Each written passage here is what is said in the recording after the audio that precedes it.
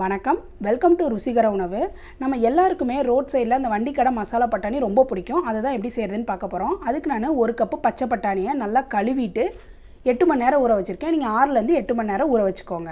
அதுக்கப்புறம் 2 பெரிய சைஸ் வெங்காயத்தை ரஃப்பாக சாப் பண்ணியிருக்கேன். 1 பெரிய சைஸ் தக்காளி, 1/4 டீஸ்பூன் கடுகு, 1/4 டீஸ்பூன் கரம் மசாலா, அரை கேரட்டு, அப்புறம் கொஞ்சம் கொத்தமல்லி தழை, 4 போல் வெள்ளைப்பூண்டு எடுத்திருக்கேன், 1/4 டீஸ்பூன் மஞ்சள் தூள். இந்த சைஸ்க்கு நான் இஞ்சி துண்டு 2 எடுத்திருக்கேன் தோல் சீவி. அதுக்கப்புறம் 1 டேபிள் ஸ்பூன் மிளகாய்த்தூள், 1 டேபிள் ஸ்பூன் மல்லித்தூள், டேங்கி ஃப்ளேவருக்காக அரை டீஸ்பூன் சாட் மசாலா எடுத்திருக்கேன், 2 டீஸ்பூன் எண்ணெய், அதுக்கப்புறம் தேவையான அளவு உப்பு. ஃபஸ்ட் நம்ம பட்டாணியை வேக வச்சு எடுத்துக்கலாம். அதுக்கு நான் பட்டாணி, மஞ்சத்தூள், தேவையான அளவு உப்பு, 1/2 கப்பு தண்ணி ஊற்றிருக்கேன். ஓரளவுக்கு வேகிற அளவுக்கு மட்டும் தண்ணி ஊற்றுங்க. ஏன்னா நிறைய தண்ணி விட்டுட்டிங்கன்னா அந்த தண்ணி வேஸ்ட் ஆகிடும். நான் என்ன பண்ணுவேன், இந்த தண்ணியே பின்னாடி யூஸ் பண்ணிப்பேன். அதனால் அது வேகிற அளவுக்கு தண்ணி சேர்த்துக்கோங்க. சேர்த்துட்டு குக்கரை மூடிட்டு 6 விசில் வச்சுக்கோங்க. நல்லா குலைவாக வெந்தால் தான் நல்லாயிருக்கும்.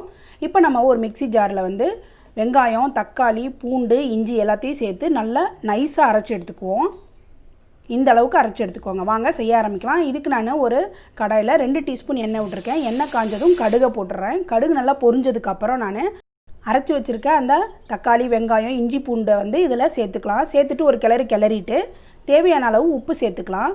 உப்பு சேர்த்துட்டு ஒரு 3 நிமிஷம் இப்படியே குக் ஆகட்டும். இதோட பச்சை வாசனை போட்டும். பச்சை வாசனை போனதுக்கப்புறம் நம்ம எடுத்து வச்சுருக்க மசாலாவெல்லாம் சேர்த்துக்கலாம். ஃபஸ்ட்டு கரம் மசாலா, அதுக்கப்புறம் எடுத்து வச்சுருக்க அந்த சாட் மசாலாவில் கொஞ்சம் 1/4 ஸ்பூன் மட்டும் எடுத்துகிட்டு மீதி எல்லாத்தையும் சேர்த்து நல்லா கிண்டி விட்டுருங்க. நல்லா கலந்து விட்டுட்டு 1/4 கப்பு போல் தண்ணி ஆட் பண்ணுங்கள். தண்ணி ஆட் பண்ணிவிட்டு கலந்து விட்டுட்டு மூடி போட்டு மூடி வச்சுருங்க. அதோட பச்சை வாசனை போகிற வரைக்கும் அது அப்படியே இருக்கட்டும். பாருங்கள், கிரேவி நல்லா இப்போ நல்லா திக்காக ஆரம்பிச்சிருக்கு. பச்சை வாசனையும் போயிடுச்சு. இப்போ நம்ம வேக வச்சு வச்சுருக்க அந்த பட்டாணியை அதில் சேர்த்துக்கிறோம். பட்டாணி இந்தளவுக்கு நல்லா சாஃப்டாக வெந்திருக்கணும். பாருங்கள், இப்போ நான் அந்த தண்ணியோடு தான் சேர்க்குறேன். உங்களுக்கு தண்ணியோட அளவு அதிகமாக இருக்க மாதிரி தெரிஞ்சுன்னா நீங்கள் தண்ணியை சேர்க்காமல் கொஞ்சம் கொஞ்சமாக கூட சேர்த்துக்கலாம். இப்போ நான் இதை மூடி போட்டு ஒரு 3லேருந்து 5 நிமிஷம் குக் பண்ணுறேன். எதுக்கு நான் அந்த மாதிரி செய்கிறேன் அப்படின்னா, அப்போ தான் அந்த பட்டாணியில் அந்த மசாலா நல்லா இறங்கும். பாருங்கள், இப்போ நான் மூடியை திறந்து வச்சு இந்த கிரேவி கொஞ்சம் திக்காகிற அளவுக்கு இருக்கணும். ஏன்னா கடையில் அப்படி தான் கொடுப்பாங்க. அதனால் கொஞ்சம் திக்காகட்டும்.